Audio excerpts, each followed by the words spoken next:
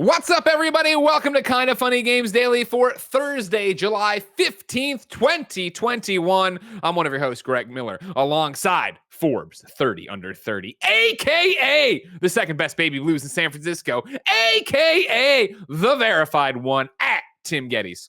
Let Tim host. Greg, how are you doing today? I won't lie to you. There's a lot going on, Tim. All right. So if you are watching live, twitch.tv/kindafunnygames, you already know we are doing the show later. Why, you may ask, ladies and gentlemen? Very simply, guess what? Over on twitch.tv in general, they're doing, of course, the only podcast and talk show month where they're promoting a whole bunch of different podcasts and talk shows. If you didn't know, all Kinda Funny does is pretty much podcasts and talk shows. So they said, hey, do you want to be on the front page and do Kinda Funny Games Daily and do all your shows on one day? And we said, sure. So that's what we're doing today. Of course, we're kicking off late here, noon Pacific time, doing Games Daily. Then we'll do the Kinda Funny podcast. Then we'll do the Kinda Funny Xcast, all on twitch.tv/kindafunnygames. So if you're ever looking for new podcasts and new talk shows to go to, this is the place. Just subscribe here. Why not? But if that wasn't enough, we said, you know what? We'll go at noon today. And then you know what happens? Nintendo steps up. And they're like, you know what? We'll go at noon today too. That's when we'll release the OLED Switches. So on top of running the best daily video game podcast, I'm also refreshing Walmart and GameStop and all these different sites trying to make sure I get a Nintendo Switch. As am I. And I'm going to tell you right now, Greg Miller, not looking good. Not looking good at all. Things seeming not available. Seems like it has not went up. But have you gone, if you've gone to the Walmart and if you're into the white thing, it says this item will be back available at 3:10 p.m. Eastern time, which means 12:10 our time, 9 minutes. Did not see that, no. So that's where I'm at right now. I'm refreshing that page. You all refresh your thing. Chat, keep me honest. I'm watching you, of course. We have to talk about this. But believe it or not, ladies and gentlemen, somehow the Switch OLED pre-orders today is not the biggest piece of news. We're going to talk about the fact that it's finally happening. Steam has its own handheld. It's called the Steam Deck. It's been announced. Kratos is Black Panther in the Marvel's Avengers expansion. And of course, I know what, right? Hideo Kojima loves the work of Hideo Kojima. We'll talk about all this and more because this is Kinda Funny Games Daily. Each and every weekday on a variety of platforms, we run you through the nerdy video game news you need to know about. If you like that, be part of the show at patreon.com/kindafunnygames. Over on patreon.com/kindafunnygames, you can write in with your questions, your comments, your concerns, everything under the Daily Video Game Sun to be part of the show. You can squad up to play games with best friends. You can get your name right on the show. You can get exclusive access to this show, including getting Kinda Funny Games Daily ad-free, getting the post show we do each and every weekday, which is a pre-show for this one because we're crazy today. And then, of course, getting stuff like early access. You could have watched us record live the Kinda Funny Games cast with Phil Spencer that everyone's been reporting on for the last 48 hours. However, if you have no bucks to toss our way on patreon.com/kindafunnygames, it's no big deal. You can watch us record the show live on twitch.tv/kindafunnygames. If you're here on twitch.tv/kindafunnygames, please consider subscribing to us. Remember, if you have Amazon Prime, you have Twitch Gaming, which gives you a free 30-day sub. Why not give it to us? Remember, it doesn't auto-renew, so you have to give it away every time. And of course, you have a special job on Twitch. If you're here watching live, you need to go to kindafunny.com/you're wrong and tell us what we screw up as we screw it up so we can set the record straight for everybody watching later on youtube.com/kindafunnygames, roosterteeth.com, and listening on podcast services around the globe each and every weekday. Housekeeping for you. It is a big day as always for Kinda Funny. Like I said, the Kinda Funny Games cast is up on youtube.com/kindafunnygames with Phil Spencer. But if that wasn't enough, over on youtube.com/kindafunny on the Kinda Funny podcast, the one, the only Dina from The Last of Us Part 2, Shannon Woodward, is on the podcast talking about how she doesn't like your feet. You can get the Kinda Funny podcast on youtube.com/kindafunny, podcast services around the globe, wherever you get your audio findings. Podcasts. It's what the kids findings is what I said. I've already said podcast like 3 times. You know what I mean? We got a lot of podcasts. I got a thesaurus over here. Thank you to our Patreon producer, Blackjack. Today we're brought to you by DoorDash, Full Sail, and Omen, but Blessing will tell you about that later. For now, let's begin the show with what is and forever will be the Roper Report. Time for some news. 6 items on the Roper Report. Whoa. Pickers the room. Wow, Kevin found a new gear there. I appreciate Yeah. it, Kev. You know what I mean? That's what we need. Metal That's the Gear. kind of energy we need on a day as big as today. Metal Tim, I have Gear. done a refresh in all the things here, and I'm not Mhm. seeing any change. Just a Neither heads am up I. on you. Neither Okay, am I. good. Of course, these are always the safeties. You know what I mean? This is, I don't know how it is for you, ladies and gentlemen. No, I'm not going to judge. I'm not going to judge. I'm not going to judge how you go through and, or order your things online. For me, these are all the safety schools that you apply to. That way, if you don't get into Mizzou, you're number one. In this case, AKA Amazon.com. Then you have these safety schools, something to fall back on. Mhm. So if it all goes away, I'm not worried about it. I'm hearing from in the chat that they're saying Walmart does have it. My Walmart link does not have it. They're also saying that the GameStop app has it. An app. Have you ever heard of an app? I've never heard of the GameStop app. It doesn't. Tim? Yes. First and foremost on the Roper Report, hell has frozen over. Steam has its own handheld. We're going to talk about the Steam Deck. Of course, Valve has announced, ladies and gentlemen, their own handheld. You are seeing it right here from Kevin. This is not an April Fool's Day joke. This is not a streaming piece of tech. This is the power of a PC in the palm of your hands. We have a whole bunch of stuff to read through. I will start over at IGN, who has the blowout in this. IGN first, obviously, their cover story, where they get some exclusive access to all sorts of stuff. They have it here on the Steam Deck. So we're going to start there with the Steam Deck has a form factor similar to that of a slightly larger Nintendo Switch, but with the capabilities of a full gaming PC. It runs like a modified version of Valve's Steam OS. It runs a modified version of Valve's Steam OS, complete with a new console-like interface for easy navigation of both the Steam Store and your Steam library. But it also provides access to an unrestricted computer desktop where any third-party applications can be installed, including non-Steam games or launchers. If you were to go to the Steam Deck site where you can start looking at pre-orders, here are the vitals. We're going to run through all of this. All right, Tim? Mhm. First, they describe it as an all-in-one portable PC gaming device. Steam Deck brings the Steam games and features you love to a powerful and convenient form factor that you can take wherever you go. Pricing starts at $399. For $399, you would get the 64 gigabyte eMMC internal storage model and a carrying case.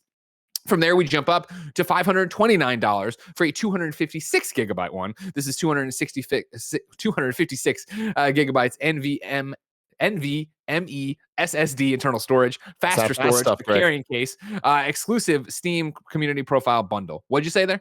That's the fast one. The NVMe. Yeah, why? Yeah, of course. That's what you want to hear when we're talking about SSDs. Well, if you like that, Tim, let me tell you about the 649 version of the Steam Deck. For $649, you get 512 gigabytes of NVMe SSD internal storage. This is the fastest storage, premium anti-glare etched glass, exclusive carrying case, exclusive Steam community profile bundle, exclusive virtual keyboard theme. Reservations open July 16th. That's tomorrow at 10 a.m. Pacific time. Back to the actual rundown of bullet points here from Valve themselves. Steam Deck. I'm going to refreshing Walmart now. Steam Deck starts shipping December 2021 to the United States, Canada, and the European Union, and the United Kingdom. More regions coming in 2022. Stay tuned for more info. We partnered with AMD to create Steam Deck's custom APU optimized for handheld gaming. It's a Zen 2 Plus RDNA 2 powerhouse, delivering more than enough performance to run the latest AAA games in a very efficient power envelope. Once you've logged into Steam Deck, your entire Steam library shows up just like any other PC. You'll be able to find your collections and favorites exactly where you left them. The Steam Deck was built for extended play sessions, whether using thumbsticks or trackpads, with full-size controls positioned perfectly within your reach. The rear of the device is sculpted to comfortably fit in a wide range of hand sizes. The official dock props up your Steam Deck while connecting to external displays, wired networking, USB peripherals, and power. You can also use a powered USB-C hub if you've got one lying around. The official dock will be sold separately. More information coming soon. Of course, IGN, a complete blowout right now of information over there if you want to go jump in and see what they've got. But right now, Timothy Geddes, as we both refresh online retailers trying to get the Switch OLED. The joke, obviously, on the internet, and I saw a hard drive with it, right?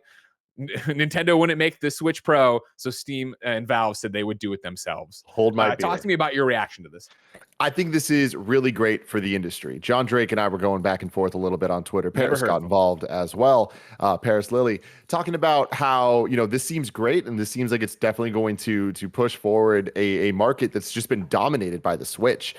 Bringing in even another tweet into this conversation yesterday, I saw Jared Petty talking about how it's crazy that we just don't talk about handheld gaming anymore. The Switch is just kind of changed the way that we think about things, and it's no longer the Game Boy and mobile gaming and whatever. It's like, oh, the Switch is just kind of both. So we expect that ability from anything going forward, like with the death of things like the Vita, et cetera, Game Gear. Don't even bring it up. Don't even bring it up. And that's the thing.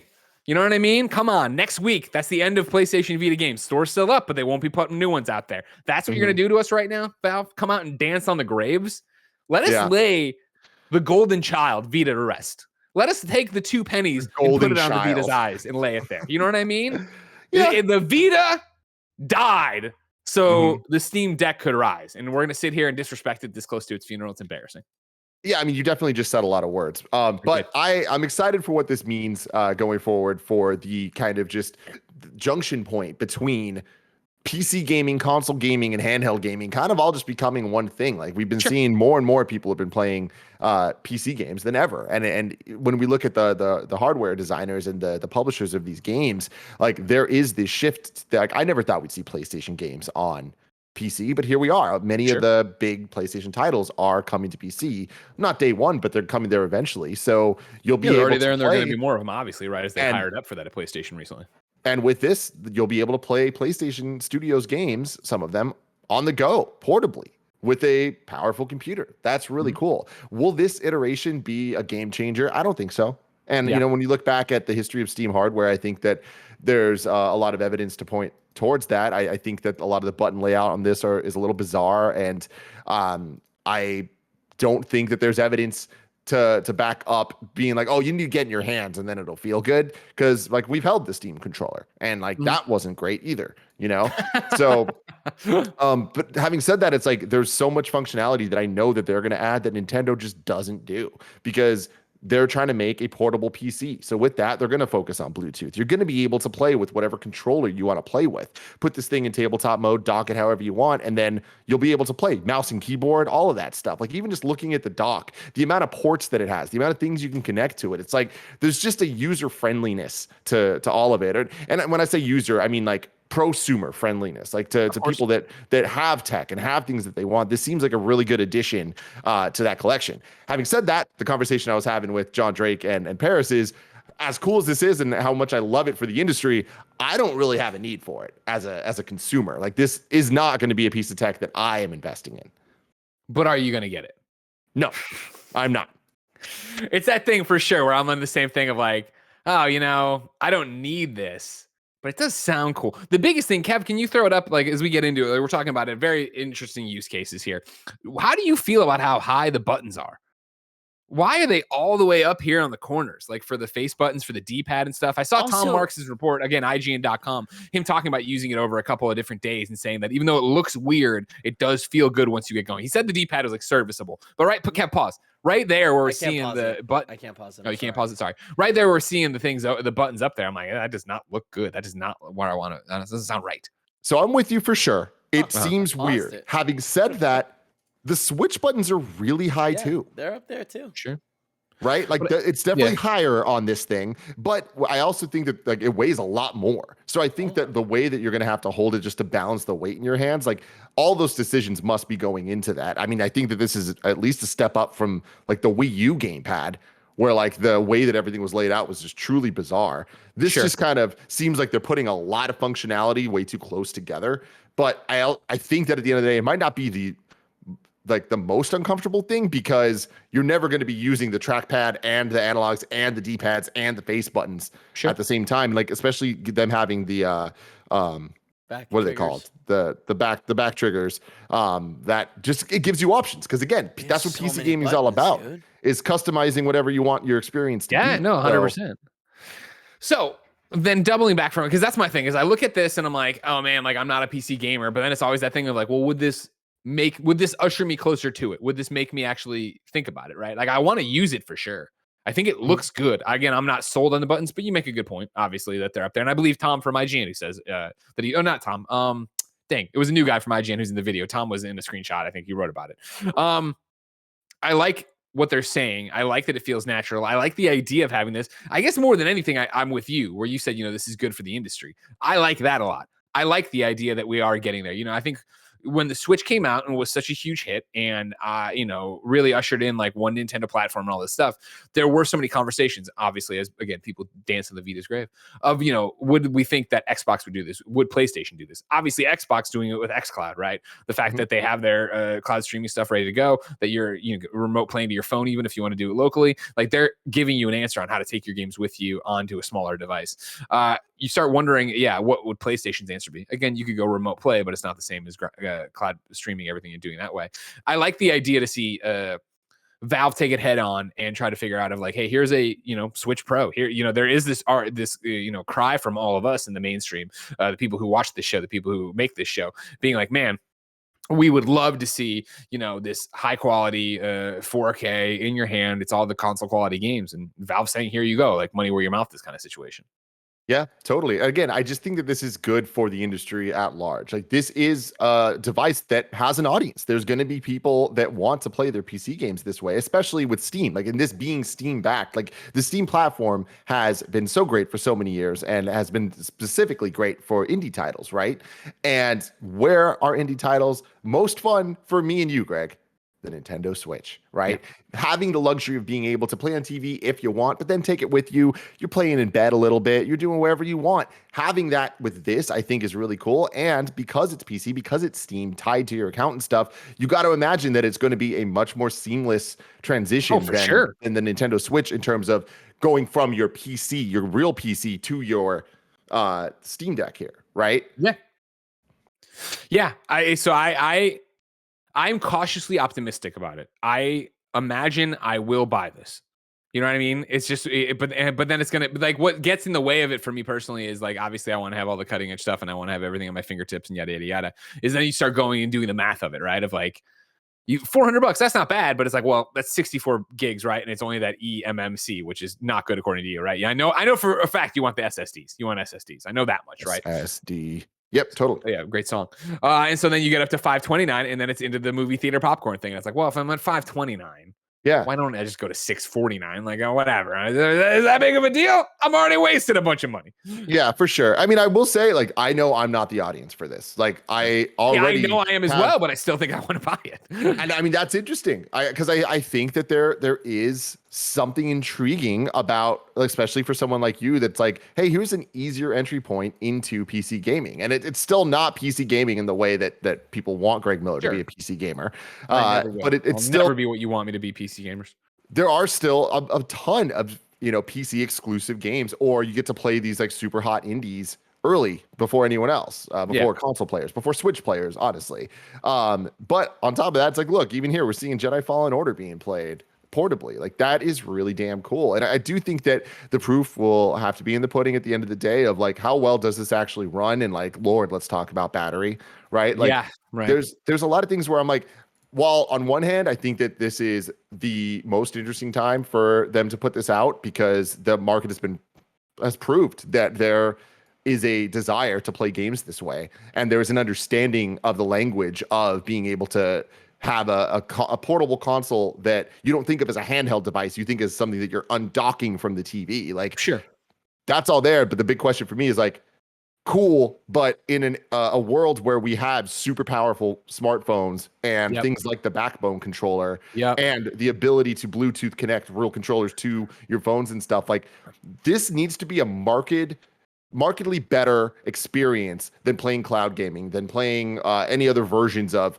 getting real console experiences or PC gaming experiences on the go in whatever way it is, especially as you start to see Xbox kind of push forward with whatever its xCloud like next phase strategy is going to be with implementation into a bunch of different devices.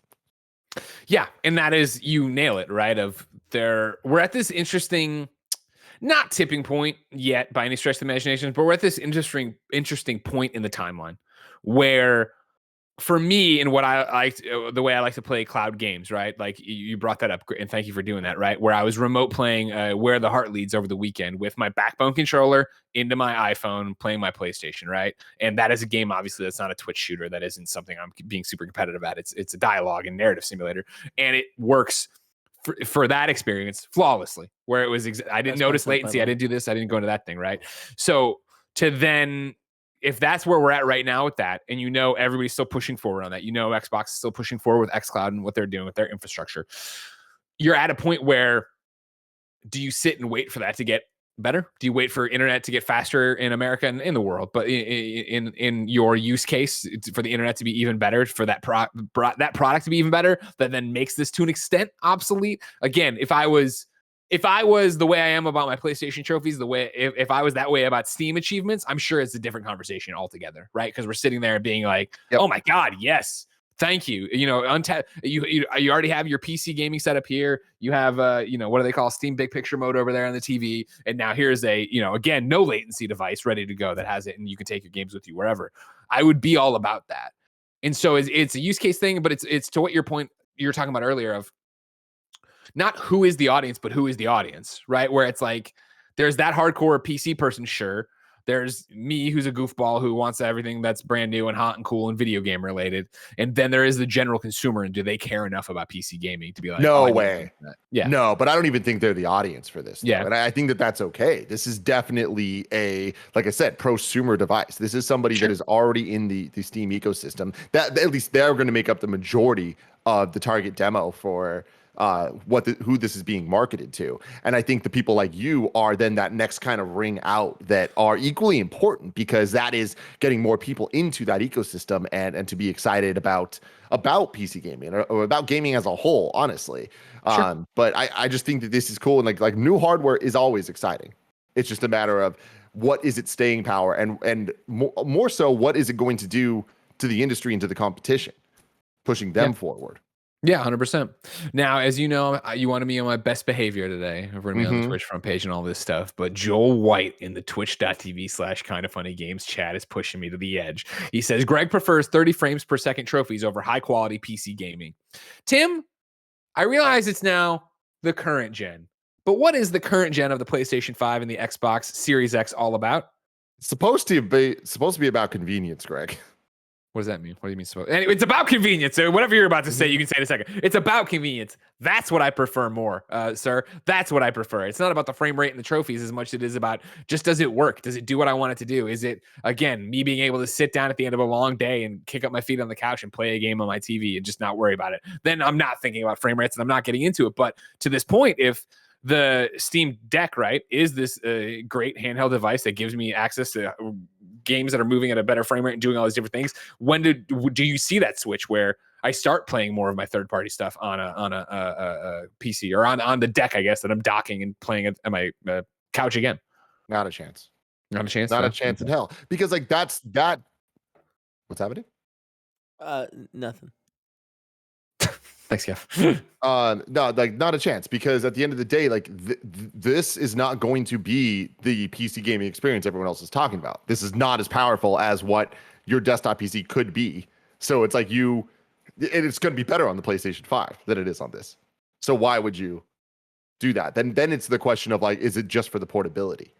But what if it is just what if that is the Trojan horse? What if this is the tip of the sword? What if I start using it and then I am playing a game and I'm like, oh, you know what? We're in between shows. I'll start playing it on my PC, and suddenly I'm using Steam on my PC more, and suddenly I become a PC gamer, and I go out and I buy a bunch of pocket protectors, and I go and I get a bunch of RAM cards, and I go and get some kind of weird thing you put in there that makes the computer better, but it runs with rainbow light. That could happen.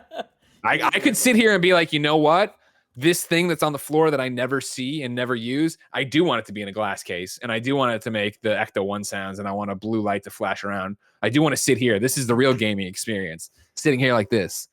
This is really how you game. You know what I mean? That could happen. I don't think it'll happen. Yeah, I'm not like, I can't see the multiverse. I don't know all the different ripples in life that could lead me to go, oh man, well, let's see the new Radeon cards, you know?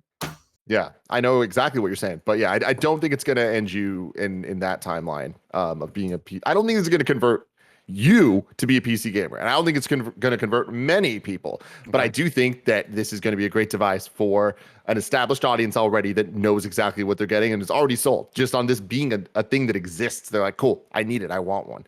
And that is exciting. That is cool. I just don't think that there's going to be many games that a Greg Miller of the world is going to be like, you know what? This is out of all the different options, because there's more options than ever now to play these games. I don't think that this adds any real incentive to you for specific games, if that makes sense. Of course. Right? Of course. Like, I think at the end of the day, you'd still play a lot of the indie games just on your Switch, even if they come out later. It's not going to be like, you know what? I'm going to play these things on this Steam Deck. I just don't see that shift happening in a mainstream way. And I'm saying mainstream even just for just gamers as a whole at this point. Of course. Now, my next question for you, Tim, as somebody who does PC game and does, you are keeping your eye on what graphics cards are coming and internals and all that stuff. How do the internals of the Steam Deck look? And then on top of that, how long are they good enough? That's always seems to be the thing with PC gaming, right? And I'm talking, of course, very much as a casual observer who's not doing his joke bits anymore. It is that idea that it does seem part of PC gaming is I've had this graphics card for a year and now it's time to get something better. Or NVIDIA just released this thing and I want to put that in there. Like, I guess this will never. The argument is for this device is that it's never going to be a PC gamer's main thing, right? This is an ancillary lifeboat to get you back to the mothership. Yeah, totally. I mean, it looks great. Like this is like it's fantastic tech. And at the end of the day, is it the best? No, it's not, but it's definitely more than good enough. And like good enough is what is necessary for these type of multi-function things, because we are talking about stuff like battery life that matters more than anything when you're talking about portable devices, especially when you're trying to push like high def shit and all that. Like it really, really matters. So to have the right tech to be able to make things run well is of utmost importance. But with that, we've just come to this point where technology is just so good across the board that like it's not as big of a race as it used to be of like, you need the latest graphics card to be able to play the new games. It's more like there's a lot more wiggle room with that, especially when you start talking about the tech like DLSS and start talking about the cloud and implementation and all that stuff. Like things have just changed. And like you can look at it when it comes to our consoles now of like what the actual enhancements are of the Xbox Series X and the PS5, and the fact that a lot of the games also play on PS4s and Xbox Ones, right? And then you also see the side of mobile games or just mobile phones in general, mobile tech. It's like they're so powerful and there's so much going on there with SSD, with OLED, with so much elements that just kind of just work in tandem. So it's like I'm not too concerned about this thing being underpowered anytime soon. I am concerned about its battery life and all that. Yeah, that is a huge concern for it, right? But I think it's all somewhat harkens back to where we were with the Switch at launch, right? Where it's like, how many times are you going to sit there and play it for the extended 6 hours without doing it, right? Like for me, and I'm, again, this is all eye of the beholder use case scenario, right? For me, it's that idea of, okay, cool, I'm using it on planes, and how many times on a plane am I going far enough to actually kill the Switch? It's happened plenty of times, but then I started carrying the battery pack with me, right? Like I feel there's different ways around it, let alone the new internals of a Switch. But I'm getting into the Switch weeds for some reason when I'm talking about it over here.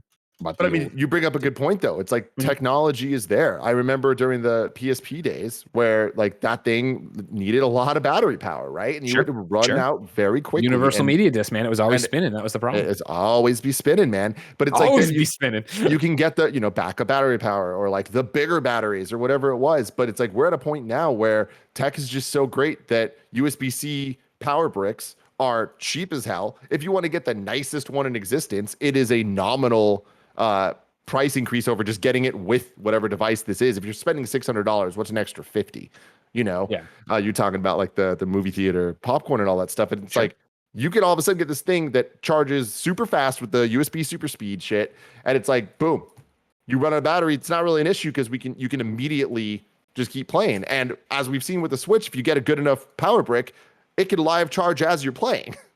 So it's just like problems of handheld gaming have been solved over time, little by little. We're not quite fully there, but we're closer than they'll continue to. We're not fully there, but I think it's because we throw up new problems that you then change over on, right? I think that's the big thing about it, where you're going through and be like, okay, cool, like what you're talking about. Where I think when the Switch launched, we didn't have power bricks that could charge with it, or for the most part, you didn't. Now you do, right? And like I think that's how you get around this stuff.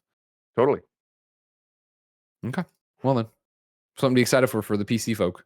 I'm more Mhm. excited for the OLED Switch, but that's just me, and it's imminent, and it's what it's going. How is your journey going? Are you refreshing over there? It's not going great, Greg. I'll I tell you just got that. one. I just got one at Best Buy. I've Oh. gotten to Best Buy, but now I'm in what looks to be one of those Best Buy hells where it's like, That's right. cool, enter your verification code. All right, here's a verification code. Cool, we just sent you a verification code. Like, no, give me, just let me through now. Let me through the you door. losers. Blah. You've got me to the door now. Let me. It does suck for me, Kevin. That's an accurate point, and I appreciate you calling it out. Keep me honest as always. Chat, you know let what I him mean? know it sucks. Remember, if you tip, Joel White in the chat says, remember how cheap Steam sales are, especially for indie games. Switch indie games are expensive. It's a good point. Great point. You know, like, but again, that's for the audience that's already there. You know, I don't think that, hey, some of these games are going to be cheaper is going to convince people to spend $650 new to get this thing, especially if they already had a Switch. Because we're talking about like a world where you got to imagine that the average gamer that's paying attention to this that could be interested in that probably already has at least 2 consoles, whether it's a PC, a Switch, a PlayStation, or an Xbox, Sure. right? Yeah. Some form of 2. So I think if you're going to have 2, the Switch is probably likely that a majority of people have them if you consider yourself a gamer. And then with that, it's like all of a sudden you're just shrinking the people that might be interested in buying this thing. But I still think the audience is there to make this a worthwhile investment on Steam's part. And that's got to be the thing for Steam, right? Is that they don't see this or Valve, they don't see this as we need to sell 10 million units of this. I'm sure they'd love to, but I think it is more a niche thing similar to how you talk about their VR rig in the way that like that's not the dominant VR rig. It's arguably the best. Obviously, play Half-Life Alyx and see your finger tracking and all that jazz. Yeah. But like different measures for success, and obviously they have so much money to have. So if it is about just serving your player base better, putting Steam into different ecosystems, or not ecosystems, in different devices, so you stay on the Steam platform rather than go to something like Epic Game Store or worry something like that. That's something. There's something to be said for that for sure. Totally. All right, now I've refreshed for this goddamn second verification code like 900 times from Best Buy. You know what I mean? What the hell? What you mean. Just give me the damn thing, Best Buy. What do you want me to do here? What do you want me to do, Best Buy? What do you want me to do, Best Buy? Yeah, better Number 2 on the Roper Report, ladies and gentlemen. We have some Black Panther details for you. That's right. Just when you thought Greg couldn't find another way to talk about Marvel's Avengers Black Panther expansion, the War for Wakanda coming in August, Entertainment Weekly comes through. We're going to read Nick Romano's report. We join it already in progress, where before he had announced that Kratos, that's right, Christopher Judge, will be King T'Challa in the game. Chris Judge will voice King T'Challa in Marvel's Avengers video game from Square Enix and Crystal Dynamics, EW has learned exclusively. He will make his debut in War for Wakanda, the upcoming DLC story expansion coming this August. Quote, I turned it down straight away, Judge tells EW over Zoom about when he was first approached about the voice role. Quote, there's many Black Panthers, but I really didn't believe that anyone should ever do T'Challa again after Boseman. The actual talks proceeded, and basically, I wound up doing it because my mother and my children said if I didn't do it, they would disown me, end quote. A bellow of laughter and his recognizably resonant timbre erupts at that thought. Quote, to be quite honest, I was fearful of being compared to what Chadwick had so wonderfully done, he continues. The only way I could ever really wrap my head around it was to not even attempt to voice match, to let my performance stand on its own. I put all of that into it, and hopefully people like it, end quote. This is now switching over to one of the writers here. Quote, I want to double down on the idea that this is its own iteration of the Black Panther mythos, says Evan Narcissus, the writer behind Marvel Comics' Rise of the Black Panther, who also came aboard for War for Wakanda as a narrative consultant. Quote, very cool. Even if you know, sorry? Because he used to be Polygon, right? Yeah. I think it was Polygon, but yes, he used to be in our ecosystem. Quote, even if you know the comics and can quote the movie by heart, there's still going to be some surprises, end quote. T'Challa's, and I'm jumping around. This is a much longer write-up from EW. If you're like me and want to know everything about it, you can go over there. T'Challa's kingdom was in negotiations with Steve Rogers to ally with him in the Avengers, but with Cap's death at A-Day, it brought a change of heart for the most technologically advanced nation on Earth. They closed off their borders to the rest of the world once again. In the DLC, however, T'Challa has no choice but to enter the fray when the corrupt corporation AIM, headed by Dr. Tarleton, a.k.a. MODOK, hires Ulysses Claw to procure vibranium. Almost got through. Judge's iteration of Black Panther is in a different place than we typically see the character. Quote, he's older and a little bit more wizened. Mick Lloyd, who's one of the other writers, Hannah McLeod, said earlier in the article, but we missed her introduction. Quote, we're not coming into T'Challa's story at the beginning. He hasn't just lost his father. He hasn't just become king. He's been in this role for a while, end quote. War for Wakanda adds a new single-player campaign that runs more than 25 hours. Hold that thought. There will be new adversaries, including 2 central villains, what McLeod calls, quote, a robust cast of Wakandans, parentheses, like the Dora Milaje. Or I'm not saying, is that Milaje? Is that how you say it? Dora Milaje. And a sorcerer. Locations like Shuri's laboratory and the Wakanda War Room, and new missions for the Drop Zone and Threat Sector. But back to that 25 hours, not so fast. If you're an Avengers nerd like me, you're like, oh my God, yes, this is awesome. People started freaking out about it, but Crystal Dynamics quickly jumped on it to try to stop that. We're going to jump over to Kino Raybon, who's a game and narrative designer from Nixus Software, who's working on Avengers, who tweeted, the EW story is great, but the 25 hours figure is a misinterpretation of a number meant to describe the entire story campaign from the core release through the War for Wakanda expansion. The campaign is great, though. Some of my favorite writing is in it. When I tweeted about it, another writer followed up and was like, it is very meaty, though. Don't worry, there's a lot to it. IGN did some math for you. We're going to join their article. While Square Enix hasn't clarified its standalone length, we can make an educated guess. How Long to Beat lists the main Avengers campaign with no extras at 11.5 hours, the Kate Bishop expansion at 4, and the Clint Barton expansion at 2. If we're being charitable, that its runtime will be pure story content. That leaves the War for Wakanda expansion at about 7.5 hours long, which would make it the longest free addition to the game story yet. Then way back to the EW article, right? Judge, Narcissus, and McLeod will talk further about their experiences working on the War for Wakanda expansion and answer fan questions this Friday, starting at 10 a.m. Pacific on a special Twitch live stream hosted by Crystal Dynamics. Timothy Geddes. Avengers is something I talk about a lot. Sometimes is a bit. Sometimes, like we did on the Kind of Funny Games cast, very seriously, is our post show that's on patreon.com/kindoffunnygames. What does this information do for you? Chris Judge, let's say 8 hours of gameplay, 7 hours of gameplay for single player new content. All of this sounds great. It sounds like they're doing exactly what they need to do. Is exactly what they need to do enough to change the public consensus on this game? Absolutely not. But at some point, I think that they are going to just, if they haven't already, given up on the dream of what Avengers could have been and instead just make it a really good version of what it is, and to keep pleasing fans like you, and to build this out so it can get to a point where you can feel good about saying you enjoy the game without everyone making fun of you. And you get what I'm saying? And I think that they're doing a good job. I mean, everything they're talking about here, the voice actor, I mean, he's amazing. So getting him as T'Challa, I think, is going to be really, really great for that character and for whatever it means for the story in the game. And the amount of time that we're looking at for this campaign, like, that's great, especially it being free. Like, all of this is really kind of the promise of what Avengers could have been. Like, imagine if this had come out 2 months after the core game came out. That would have been huge, like, get everybody used to this. And then if they had the roadmap where you were getting this every 4 months, this amount of gameplay, that could have been a game changer. But alas, that didn't happen with where the world's at and just with what this video game actually is. But I'm excited for you, Greg. I'm excited you're going to get this much. I feel bad for Crystal that this EW story is thrown around the 25 hours mark, and then they have to rock it back. It's like, because I feel like if they just came out and just had the number that it actually is, then everyone would be stoked. They'd be like, oh, that's cool. But now it feels like something's being taken away. The hits keep coming for Crystal Dynamics on this game, where even when they do the right thing, something goes wrong, right? When they put up that last update that actually had the really cool villain sector, right? Okay, cool. What made it through is that, the testers internally, you can see their IP. They didn't catch it. That's not on the public build. There you go. That's out there. All right, cool. We have this game. We have this cool launch lineup planned for it. All right, cool. We're putting it out during a pandemic. All right. It just rolls on and on and on like that for them. Even to this of like, cool. Christopher Judge, Kratos, the guy from Stargate, right? He is going to be Black Panther. That's going to be huge. Like, the article, if you want to go read it, has a lot more quotes. At one point, he almost crying, relating a story from the VO booth. Like, clearly he cares about what he's working on. That's great. How can this be? They get the 25, they misinterpret this 25-hour thing somebody threw out to be a 25-hour expansion. Not that I feel like the blowback's been that bad for it or whatever, but it is interesting to see like, oh God, this game and these people just can't get a break as they try to make it.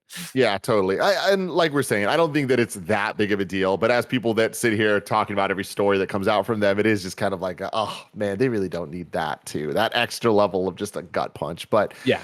um, Here's what I want to do. You mentioned that you thought that, this is on the right track or whatever. I want to bring in the nanobiologist who writes into patreon.com/kindafunnygames and says, hi guys, Marvel's Avengers is about to get a huge update, but is this what the game needs? Should we be worried that no matter how much goodwill they've garnered with updating the game, adding new stuff, keeping long requested things like the team having the multiples of the same hero, that he says 25 hours, but we'll say 8, will just be really shallow with 1 to 2 hours of good content cutscenes? Will this be A Realm Reborn equivalent update for this game that Avengers sorely needs? As a player who plays it all the time, no, this is not going to be a Realm Reborn at all. That's not what you're getting here in terms of a reboot. That would be a completely different thing than what War for Wakanda is. War for Wakanda, I do think, is a step in the right direction, and I think it's the right step for them. And again, I can't speak to how much Nano plays the game or had played the game, right? Like, how are you going to get people back in? I think one of the things that, not universally, but was the main point of pride, or not the main pro criticism, the main positive people had when they played the game at launch, were that they enjoyed the story. Could have been better, should have been obviously single player focused, yada yada yada yada. But like, it seemed like people enjoyed that campaign more than anybody was expecting people to do. So the idea that they're coming out and leading with, hey, the Black Panther expansion is going to be 7 to 8 hours of single player content, isn't even talking about the end game stuff, running the same rooms, villain sectors, et cetera, et cetera. The fact that they're coming out, and what the blog post they put up this week earlier in the week was like, hey, here's a look at some of the stuff where that's going to be in War for Wakanda from environments and chests, and they went out of their way to say nothing in Wakanda is a reuse asset from before. We went through and made all this from the ground up, so it looks like a brand new area. Like Avengers, obviously, I think has problems in their different, depending on who you talk to about what it is. But obviously, the big problem was that it was so content light at the end. You ran through the campaign, then you were just doing the same thing, and we're still waiting for the cloning lab that was supposed to be the raid. Like, we still don't have, like, the first Omega threat level sector is dropping sometime this month. They still haven't put a date on it, right? Like, there's all this stuff going on to it that is content related. I think putting this out is, a great step forward. Is it what the game needs? Yes, the game needs, hey, here's this cool stuff, and here's a bunch of people who still like playing this game, because they do exist, not in overwhelming numbers, obviously. But I think you need that injection of goodwill, and then people to come back who maybe have lapsed since launch and be like, oh, I never played Kate, I never played Clint, and now I've never played Black Panther. Let's get into that. And then Crystal needs to double down as soon as they get Black Panther out, of being like, cool, here's the new roadmap. We are not a dead game. This is not the final thing we're doing. Here's where Spider-Man is. Here's how we're making the exclusivity of Spider-Man in a game that's content light. Here's how we're making that right for you, an Xbox or PC player. Like, there's still a lot of work to get done, but I think this is a step in the right direction for sure. I mean, it's definitely a step in the right direction. I think that it's really rough because Avengers is Avengers. There isn't a bigger IP right now in terms of entertainment properties, and it being a video game from a studio as renowned as Crystal, and with backing from Square, it's like there's expectations, and especially when you start talking about these live games, like games as a service and whatever version you want to call it, like if you miss that initial wave and just miss writing that out, you're going to be just losing people every single step of the way. So it's like, it does suck that this expansion that seems like it could be really cool story wise and be like kind of what a lot of people like myself might have even been looking for more of from the game. I don't think that it coming out the way that it's coming out now is going to be ideal for getting new people in.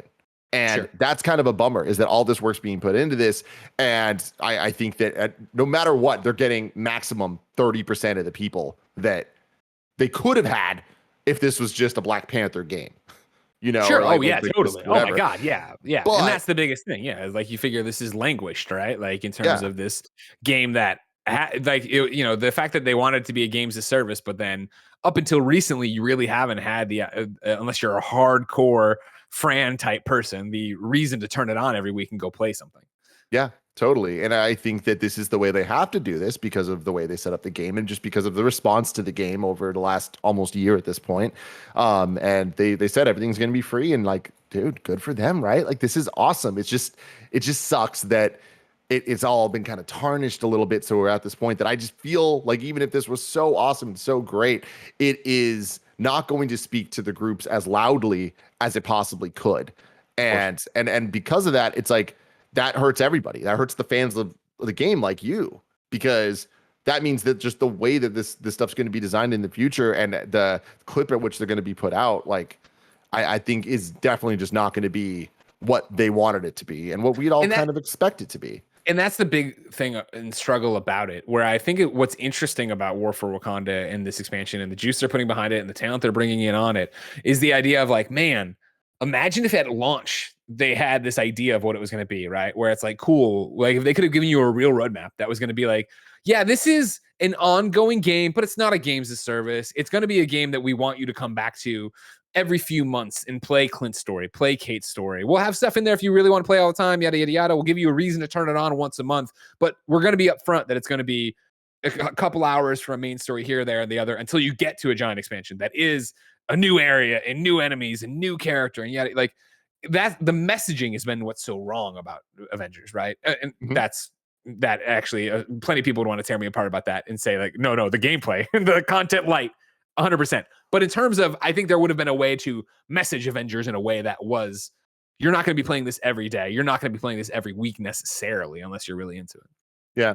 I mean, my big question is, how hard is it going to be for people that are just interested in this Black Panther expansion to just play that storyline? And not hard. But I wonder how much of that game is going to be similar to the core game of still trying to push you to do all the games as service stuff. I doubt that much, because I think it's going to be an expanded storyline take in the way that Taking Aim was and Future Imperfect were, which were the Kate and Clint stories, right? Where those, you start the thing and they're right on the front screen, like you can jump straight to it before you do anything, and then you're just in through it. And those weren't like the main game where it did get to the point of like, cool, now go to this drop zone and, you know, harvest 100 euro or Uru or whatever the fuck it was. You know what I mean? Like that you didn't have that in Kate and Clint for the most part. There's different challenges that would, you know, make you go back and play stuff that you wanted to, but it was there. And I would hope they've learned their lesson that, yeah, that's not what this should be. This needs to be the fact of like, cool. Like it's what you're saying. Of course, if Marvel Games was talking right now that in August, they're going to release a Black Panther video game, that thing would fucking destroy, right? But they're not. They're releasing an expansion for Avengers, which people have opinions on. But if it is, hey, this was actually a lot of fun and really cool, and you don't need to do any of the multiplayer stuff, maybe that is enough for some people to turn it back on and go in and jump in and just go straight through it, even though it's not a full-blown game. It's a game within a game kind of thing. Do we get more Avengers content in 2022? What do you define as more Avengers content? Another one of these. And then that's 2023. No, I'm not even worried about 2023. I think a lot of it, the problem with answering that question is I think so much of hinges on this expansion. I think because people are like, oh man, it's dead after this. And I'm like, what's your definition of dead? Because you're still going to get the weekly updates. Like, you know what I mean? I haven't gone to check it today, but playavengers.com probably has the marketplace update up and what the priority missions are. And I'm sure some different cosmetics and things to go look at. Like, this is going to drop, and then they have to do Spider-Man because that's a business deal. And that is PlayStation. You got to play. So fucked, man. You got to pay Papa Sony on that. And so after Spider-Man, a different conversation. But again, if War for Wakanda comes out, and I'm saying hits in quotes, and what I mean by hits is positively received critically and sees a notable influx in players or returning players, maybe even new players, depending on, you know, the fact that I don't think it's on PS Now anymore, but kindoffunny.com/wrong, or people picking it up.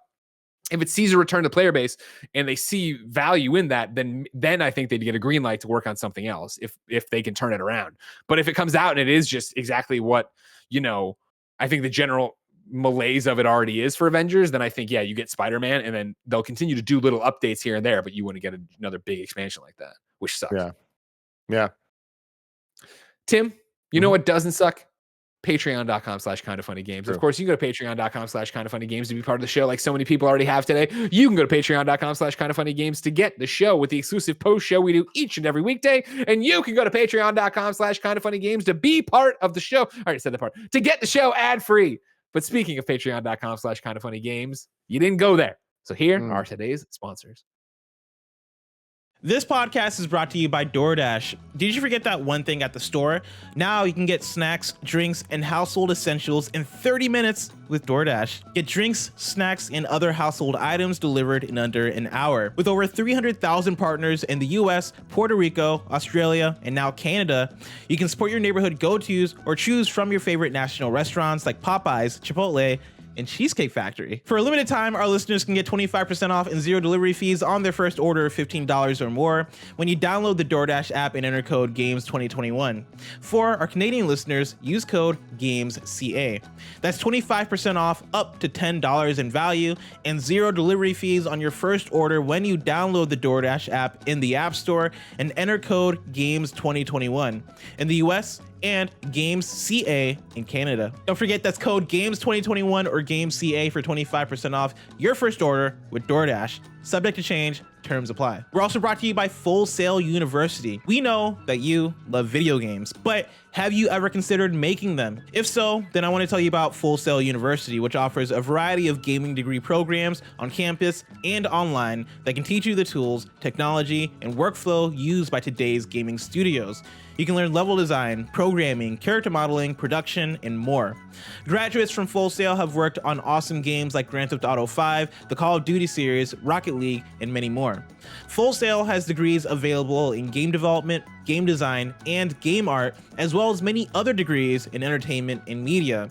To learn more about Full Sail's programs, as well as potential scholarship opportunities, visit fullsail.edu/funnygames.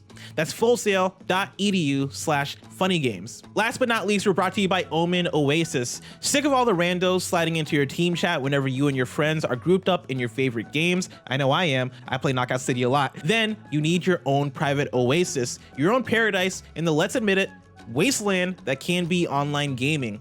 Oasis is a free and easy to use add-on for Omen Gaming Hub that creates a virtual room for you and up to 15 of your friends for private gaming and watch parties.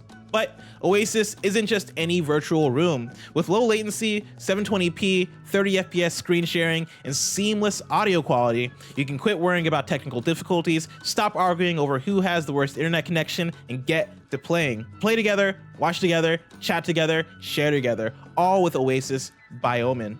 Go to bit.ly/OasisKF to download Oasis on the Omen Gaming Hub and try out the beta now. Number 3 on the Roper Report, no Star War at EA Play, ladies and gentlemen. Today, EA Star Wars tweeted, "We won't be showing any new Star Wars games at EA Play live on July 22nd, ... But all of us look forward to celebrating with you next year when we share our vision for the galaxy far, far away." Tim, what the fuck? It's a bummer, man. I just, it sucks that everything's happened the way that it has. Specifically when you look at movies, and then being back feels so good because movies are back. I've been to the theater 3-4 times in the last month and it feels good. Video games haven't hit that stride yet, right? And I think it's going to be a long time till we really start seeing them back in the thick of things. And I do think that on the movie side, there might be sometime next year more of a lull than we're getting right now because we are backed up a bit. We're getting movies that have been held on to for the last year that are like being shipped out, whatever. And we saw that a little bit on the gaming side as well. Like, I don't think that we would have seen Miles Morales and Ratchet come out as quickly as they did, and Demon Souls, if it had happened a year later. You get what I'm saying? Yeah. So with all of that, it's like, I'm interested to see when the games industry is able to get back on its feet and run as quickly as it was running. We have to keep in mind, it's still dominating, doing better than it ever has. So there's pros and cons to the whole thing, but this is definitely a disappointing news story. I would love to hear more about Jedi Fallen Order, but the good thing here is there's some hype little teases going on. Them talking about we look forward to celebrating with you next year when we share our vision for the galaxy far, far away. I mean, Star Wars Celebration. So you got to imagine that's kind of what they're teeing up here, being a little cheeky about it. So then that removed from EA Play, where's your hype level for EA Play next week? I mean, it's rough. I think that I'm very excited. I like that it's away from E3 just because there's another thing for us to kind of look forward to. I think that the Dead Space rumors kind of suck the air out of the hype a little bit because that's clearly going to be the big oh shit moment. that we would have had an oh shit moment for, that now kind of goes one of two ways. Either it looks bad, or I guess three ways. It looks bad and we're just like, ooh, that sucks. It's not there and we're like, well, fuck, that sucks. Or it's there and we're just like, oh, this looks great, but cool. We already knew it's coming. And I always talk about it. The third option is what it's going to be, because I think it's just going to be a tease. I think it's going to be a logo and like maybe a necromorph and maybe like Isaac, his like boop, boop, boop, like his suit like lighting up from back. Yeah. I always bring this up, but the PlayStation State of Play that announced Resident Evil 3 would have been looked at as so much more important if that hadn't leaked a couple days before. Like that was a crazy ass announcement, but because it leaked, it kind of took out the win from the sales. And I think that's happening here as well with Dead Space. That's a crazy announcement. I don't think any of us would have seen that coming, right? That would have been like, oh shit. And finally, it would have been like Skate, right? Where we all have demanded something for so long and you're just like, well, EA will never do it. Yeah, I'm interested in what you're saying about the it just being a teaser. Because like part of me thinks it's farther along than that. Like part of me thinks that they're not going to do what they did with Skate 4 last year, which is just, hey, it's a thing. Skate 4 was even less than what I'm talking about. Skate 4 was two guys being like, Skate's back. Yeah. All right, cool. Can we see me? Oh, we haven't made it. We're assembling a team. Oh, okay. Yeah. So I don't know. I think I'm expecting more from it than that, but who the hell knows? And again, this goes back to a conversation we were having in the pre-show for patreon.com/kindoffunnygames supporters about Blue Point Games and kind of just like what remakes look like in this era. I'm talking about Resident Evil 2 and 3 again, right? Like there's different expectations for what these remakes can be, and we've seen them pumped out at ridiculously fast clips. I don't know what it is. I don't know if it's just that the basis is there, so there's already an understanding, but it's like the fact that RE2 and 3 came out within a year of each other is insane. The fact that RE2 remake was formally re-announced and then came out within a year of that announcement, not even a year, months of that announcement, is crazy. And then you look at the Blue Point side of things and it's like Demon's Souls, similar story, right? Shadow of the Colossus, like these games are announced and then just come out. And who knows how long they've been worked on in the background, but I wouldn't be surprised if Dead Space comes out a lot sooner than you might expect. Granted, there's a lot of things going on in the world that can change all of that, but I'm optimistic right now. Let's hope for the best. I love Dead Space and want more Dead Space, and I hope EA plays hot. So I hope it comes out. And, otherwise, it's just WWE superstar Xavier Woods up there. Got a trombone. You're excited for that? That's gonna be cool. And like the thing is, it's hard to get excited about an EA play, just because I feel like it's hard to be excited about game showcases these days when they all come forward and be like, well, this isn't going to be there, this isn't going to be there, and this isn't going to be there, and this is going to be there. And you're like, well, shit, okay, cool. It's just like, it's not as exciting, and that's fine. But personally, I miss the days of having the excitement going into it, of not knowing what's going to be there or not. And does that lead to a lot of disappointment? Absolutely. But you know what else it leads to? Extremely hype moments when they're actually bringing the goods. Yeah, good point. Speaking of hype moments, number 4 on the Roper Report, Netflix is going after games. This is Lucas Shaw and Mark Gurman over at Bloomberg. Netflix Incorporated, marking its first big move beyond TV shows and films, is planning an expansion into video games and has hired a former Electronic Arts Incorporated and Facebook Incorporated executive to lead the effort. Mike Verdu will join Netflix as vice president of game development, reporting to COO Greg Peters, the company said on Wednesday. Verdu was previously at Facebook's for a vice president's role in charge of working with developers to bring games and other content to Oculus virtual reality headsets. The idea is to offer video games on Netflix's streaming platform within the next year, according to a person familiar with the situation. The games will appear alongside current fare as a new programming genre, similar to what Netflix did with documentaries or stand-up specials. The company doesn't currently plan to charge extra for the content, said the person, who asked not to be identified because the deliberations are private. Not so private, though, right? Netflix will be building out its gaming team in the coming months, according to the person familiar with the matter. The company has already started advertising for game development-related positions on its website. Netflix has previously licensed the rights to games based on its shows, including Stranger Things, but this new initiative is much larger in scope. The Los Gatos, California-based company has yet to settle on a game development strategy, said the person. In typical Netflix fashion, the company may start with a few games and then build from there. Netflix has also made earlier forays into interactive programming, such as choose-your-own adventure-style shows. It created versions of programs like Carmen Sandiego and Black Mirror in the format, which stops short of being a true video game. Tim? Yeah. What does this mean? I think that this is a perfect sign of where the industry's at, where the streaming wars are at. Like this is a reaction to Disney Plus and HBO Max coming through and honestly dominating the content game, both on a TV and movie level. And Netflix has been losing its kind of grip of the pie chart, right? Yeah. So I don't think that they're in a bad position. They clearly are. I mean, as far as I remember, they are still the number one most subscribed, but that's because they have that legacy. And as they just start getting hit from all angles, when they're no longer the only people putting out super high quality, premium, exclusive originals on their platform, like we have. Before it was HBO. Now those titles are on HBO Max. In addition to this year, the Warner Brothers movies. Disney Plus, they don't even need to explain what they have going for them, right? Yeah. But then the other side of it is the reality of Netflix is library content is extremely important to them. People stay subscribed for The Office and for reality shows and for like things that they just kind of put on at the end of the night and fall asleep to. So as they start to lose those, and as those things start to become the big marquee thing for Peacock and for Paramount Plus and for these other streaming services, like Netflix really needs to start to get crafty. And I have faith that they will. I don't know that this is going to be the right thing. This isn't going to be the biggest boon for them, and to kind of like give them an edge up on the others. But they've proven it before that they can make original series, they can make original reality shows, they can make the stand-up specials. Like Netflix brought back stand-up comedy, right? In a way that like made it mainstream that it hasn't been since the 90s of Comedy Central, right? Like there's power to the Netflix brand and there's power to the platform as well. I don't know that is necessarily going to speak to gamers, but I just see this as just another attempt, another try at something, but I don't see it going too far. I wonder as they get started how much of it is similar to what they're talking about here with like Bandersnatch or Carmen Sandiego or whatever, where it's interactive programming but more gamified. Because like for me, the two things that don't compute in this article, right, is the idea is to offer video games on Netflix streaming platform within the next year. Then you jump down here. In typical Netflix fashion, the company may start with just a few games and build from there, right?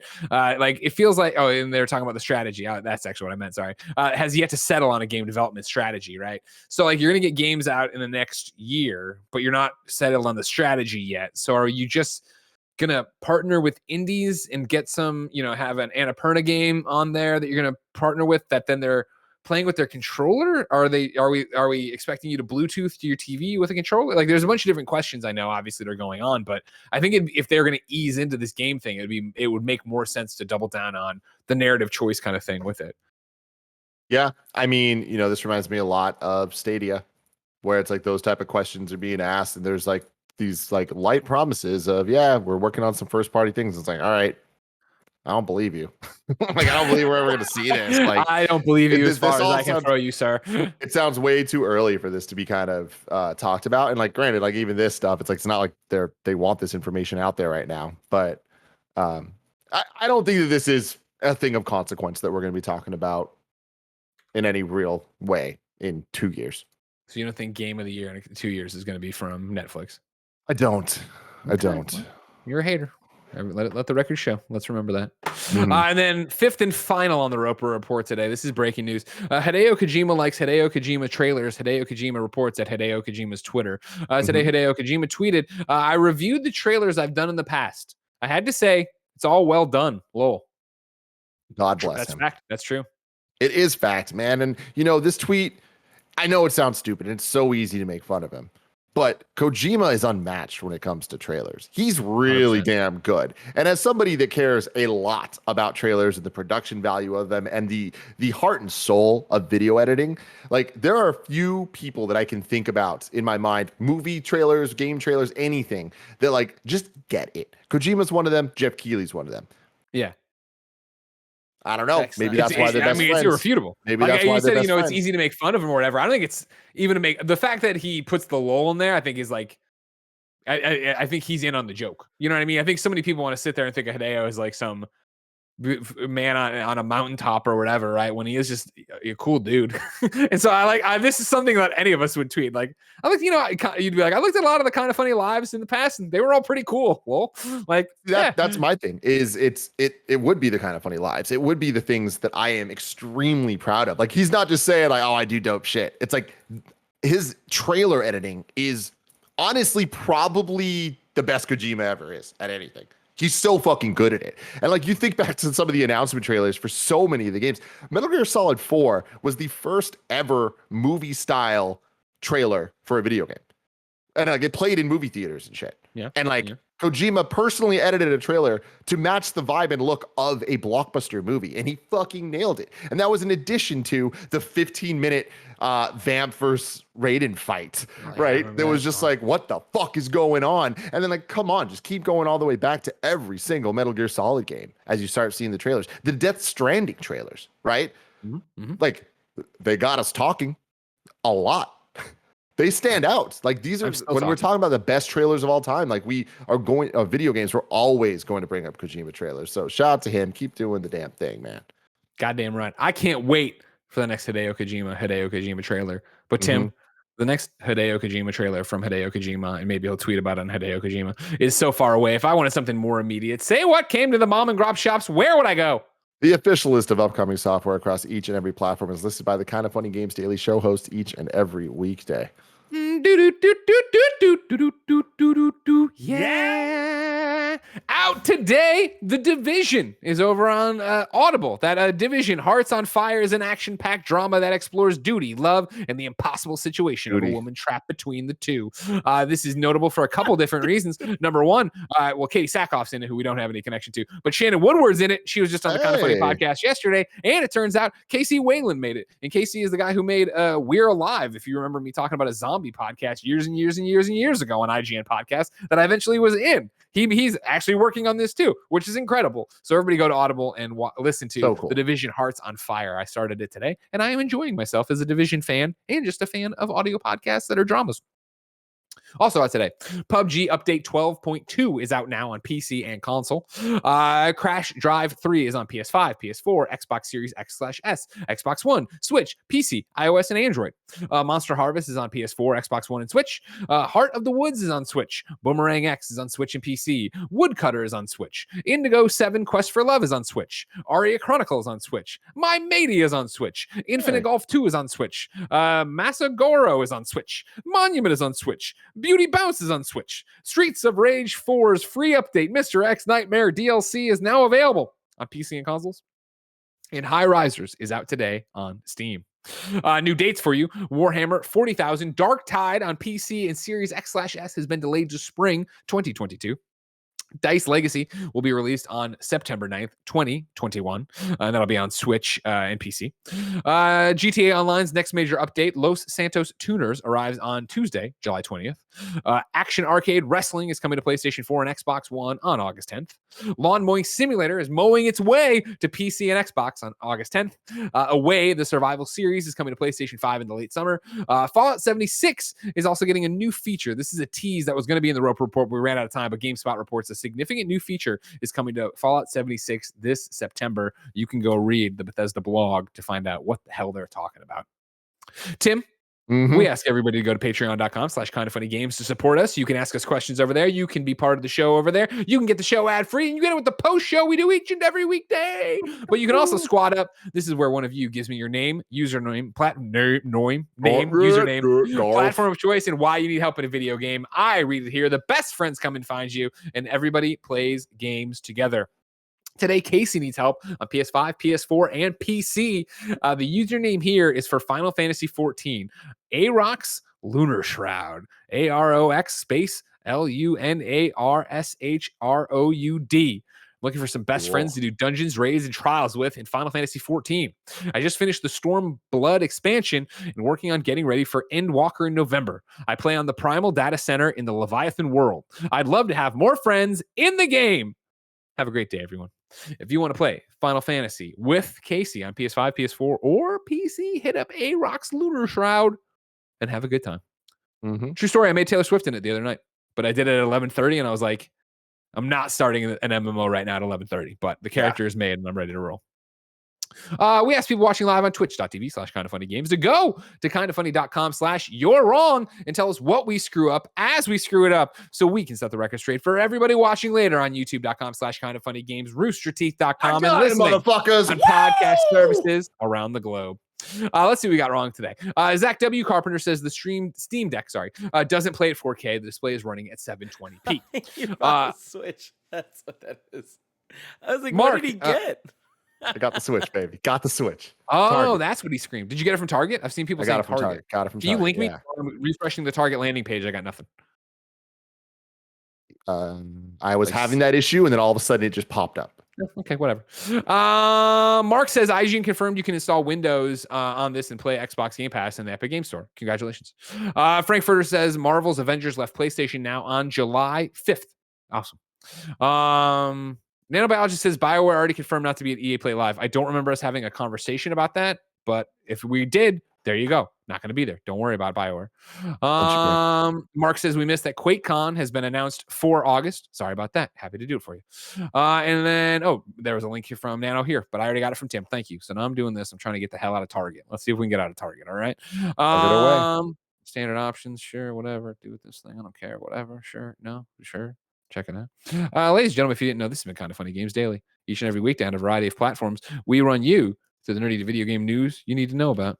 If you like that, you can be part of the show on patreon.com/kindoffunnygames. You, of course, can get the show ad-free over there. You can get it with the exclusive post-show we do each and every weekday. Remember, this time we did it as a pre-show. So it's over there, patreon.com/kindoffunnygames. You can see us getting ready to build the show as we go or whatever, right? Mm-hmm. Now I'm getting hung up right here again. What the F, man? What the actual F? Now it's gonna be a jerk about this. Let me try to change the pay. Let's go to PayPal. Will that make you happy? Oh my God. What do you fucking want, Target? My God. What do you want, Target?